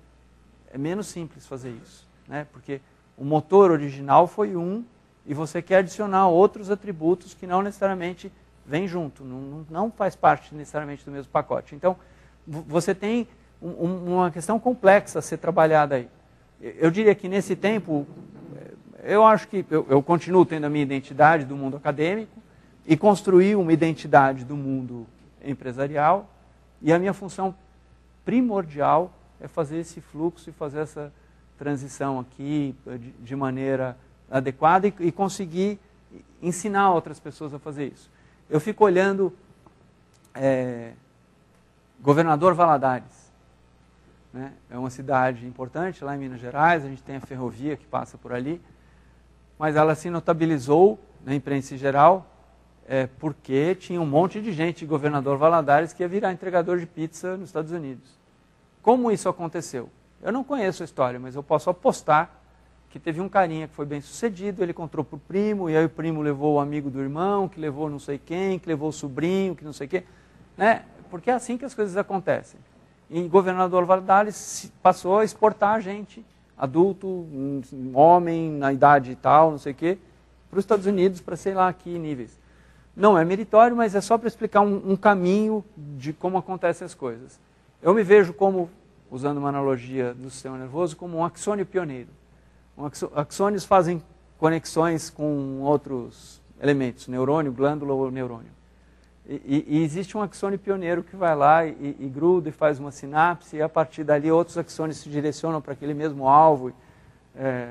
Eu me vejo claramente como um axônio pioneiro fazendo um contato, é uma coisa difícil, incerta, parece estar dando certo, há evidências, e aí outros axônios vão seguindo o caminho, e aí formam uma rede de contatos, e o negócio funciona. Agora, um elemento academia é uma coisa, o elemento empresa é uma outra coisa, e criar uma linguagem onde se conversa e se entende limitações, diferenças é outra.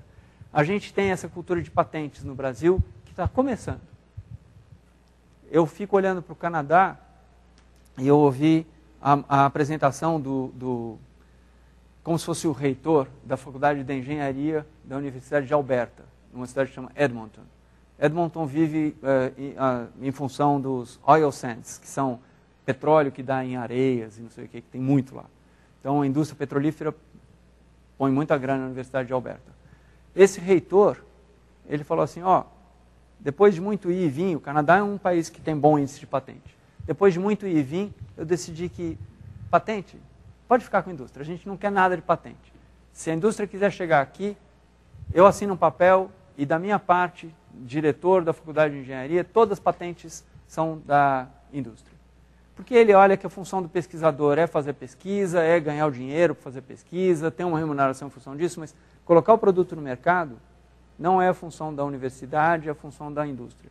Aí, eu acho que, de novo, sei lá se esse modelo funciona aqui no Brasil, como eu disse, a gente está num outro ponto, ou da história, ou da evolução, em relação ao Canadá, mas, concretamente, a gente está falando da tradução do conhecimento entre a academia e a indústria e dos vários modelos que podem ser empregues. De novo, quando eu ouço ele falar, eu falo, do lado da Vale, nossa, a Vale queria totalmente esse modelo daí. Mas será que esse modelo vale para o Brasil hoje? Talvez não valha, porque hoje a indústria, de forma geral, em relação à academia, é mais predatória do que colaborativa. Mas pode valer para o futuro? Talvez possa, né? Mas, de qualquer forma, eu acho que essas traduções, elas valem. Elas são necessárias, não só no Brasil, como no exterior também. Ok, então, mais uma pergunta aqui. Gostaria de fazer ponderações. Por exemplo, eu acho fantástico essa sua versatilidade. Para mim não é surpresa nenhuma, porque eu acho o seguinte... primeiro eu queria fazer algumas perguntas. Por exemplo, você não comentou nada sobre a Siemens, por exemplo. Por exemplo, eu tenho acompanhado um pouquinho isso, morei na Alemanha há 5 anos. Parece que a Siemens também tem tido um trajeto exemplar em termos de perpetuação. Não foi citado no seu exemplo, mas você pode me constatar alguma coisa, porque ela se manteve sempre evoluindo e hoje ela domina fabulosamente. Outras empresas que você não falou, a Philips, mas tenta sobreviver ainda, né? E poderíamos, achei interessante esse tipo de abordagem, que é o que parece que fundamenta todo o começo da proposta, que me parece muito inovadora e que abre um horizonte muito grande em perspectiva de fazer a função importante. Eu acho que a indústria, o desafio, é a cenoura para a pesquisa. E ela deve continuar assim. Porque nós, pesquisadores, gostamos de cenoura, queremos correr atrás delas. E tem que ter as pessoas visionárias que buscam, que lidam com financiamento, com dinheiro. Isso acho que é uma necessidade, sempre foi isso, né? Nada é por acaso. É uma via de 2 mãos e ela, desde que você esteja bem em cada uma delas, cada um cumpra seu papel e somos todos felizes. Eu acho que o importante é isso. Eu acho que isso abre uma perspectiva nova até para o Brasil, porque, por exemplo, eu gostaria de comentar em relação ao projeto do Instituto do Cérebro de Natal, por exemplo. Nada contra as pessoas que estão lá, mas eu já achei ele mais fantasioso e mais um pouco assim, muito fantasioso em termos de como ele nasceu, a fundamentação e o que levou a proposta que ainda se encontra em operação. Mas acho que é justamente por isso, acho que estava muito ligado à indústria farmacêutica, né? Que é um mercado que a gente sabe que é diferente da indústria metalúrgica, dessa parte de desenvolvimento tecnológico, de novas tecnologias, fronteiras com minerais, né? E com reservas, e que são posturas certamente diferentes, né? E que certamente deve ser um desafio também. É uma coisa que está ainda em transformação muito dinâmica, né? O Brasil tem um lugar nisso, nossa biodiversidade é fantástica. Aliás, não é surpresa, porque Pero Vaz de Caminha já tinha falado sobre isso, e eu acho que não é só uma circunstância cultural e também, é lógico, depende da nossa cultura, mas essa tendência, inclusive o Brasil hoje está como a 5ª potência em PIB mundial, que nos levou a essa vantagem de ter uma perspectiva muito grande nessa área. Isso eu acho que podia ser esperado, né? E a nossa versatilidade em termos de pesquisa que se mostrou e que avançou muito. A minha pergunta é que eu acho que isso me leva ao motivo que eu vim aqui. Por exemplo, hoje eu também sou uma pessoa que trabalhei em ciência há muito tempo, em neurociência, e hoje eu estou mais trabalhando na área de política, em termos de políticas para educação e para a universidade, para pesquisas. Então, devido a isso, eu me atraí pelo título da palestra e principalmente pela pessoa que eu já conhecia. E achei interessante. Aí a minha pergunta é o seguinte: parece que dentro desse planejamento existe uma forma de planejamento em termos analógico ao que nós vemos na neurociência. Você olha para o passado, você vê seu presente e tenta planejar o seu futuro em termos de perspectiva de sobrevivência, que foi o que você começou a motivar-nos a pensar. E eu achei muito saudável. A minha pergunta é a seguinte: nada para mim é original no mundo. Por exemplo, nós sabemos hoje que até a teoria de Darwin, ela teve inspirações muito grandes. Por exemplo, uma das pessoas foi Rousseau, que 100 anos antes de Darwin já tinha dito muita coisa do que poderia acontecer, mas não mostrou na prática, o que fez louvável a teoria de Darwin ser provada realmente. Eu perguntaria o seguinte: quais são as inspirações que levaram à fundamentação da forma que vocês estão colocando aqui, até para caminhar e para trazer novas formas de trabalho, que para mim é inovadora, que joga diretamente a pesquisa como uma lanterna que ilumina o horizonte no futuro. Eu acho isso muito saudável e isso achei muito bom. Tá? São três os principais modelos de inspiração. Um deles é o chamado Bell Labs, que é um laboratório de pesquisa da AT&T, né, uma companhia de telefonia nos Estados Unidos. E o Bell Labs, ele se notabilizou porque ali foi descrito os supercondutores e foram descritos transistores, fibra ótica, laser. Assim, laser. Tem uma série de pessoas que ganharam o prêmio Nobel em função do trabalho executado ali. Não é típico, não é esperado, não é suposto que alguém trabalhando num instituto de pesquisa da indústria ganhe prêmio Nobel por produção de conhecimento fundamental. E isso aconteceu no Bell Labs. Um outro é o grupo de pesquisas da GE, criado pelo Edison ainda, lá no município de Albany, Schenectady, e que, de novo, teve uma série de pesquisadores com contribuições absolutamente originais. A empresa cresceu e ganhou dinheiro nos dois casos, mas, além disso, ali também você teve gente que ganhou o prêmio Nobel. E, por fim, o próprio Instituto de Pesquisa da Xerox, chamado de Palo Alto Research Center, e que tem uma questão notável ali, porque ali, a exemplo do Centro de Pesquisa da Kodak, no Centro de Pesquisa da Xerox, eles caracterizaram a tela de touchscreen, eles caracterizaram o mouse, mas nos dois casos eles não viram o potencial econômico do que eles fizeram, e essas foram iniciativas patenteadas por outras empresas, né? A Xerox não ganhou um centavo nem com o mouse e nem com a tela de interação digital. Mas, por outro lado, era um antro de criatividade e de geração de conhecimento, né? Mas que não capitalizou adequadamente para o seu financiador, a Xerox. Então, esses três centros, eu acho que eles se notabilizam em dimensões diversas, em períodos do tempo diferentes. O da GE, ele remonta lá para o início do século XX. O da IBM, desculpa, o da... eu falei da IBM... Não falei da IBM. AT&T. O Bell Labs é um pouco depois, o da Xerox é um pouco depois ainda. Então, eles estão faseados. Olhei também para o caso da IBM, da Siemens. A rigor, eu diria que eu comprei um livro que se chama Como Construir o ITV. Evidente que o livro não tem esse título, e o livro se chama Motores do Amanhã, Engines of Tomorrow. O autor chama Robert Buderi, é um jornalista, ele se dedicou durante uns 3 anos a entrevistar os diretores, ex e atuais, dos centros de pesquisa da IBM, da Siemens, da GE, da RCA, Sony, uns 20 diretores de P&D de indústria, e por que funcionou e por que não funcionou, e onde é que pegou, onde é que não pegou. Esse daí é um pouco a minha Bíblia.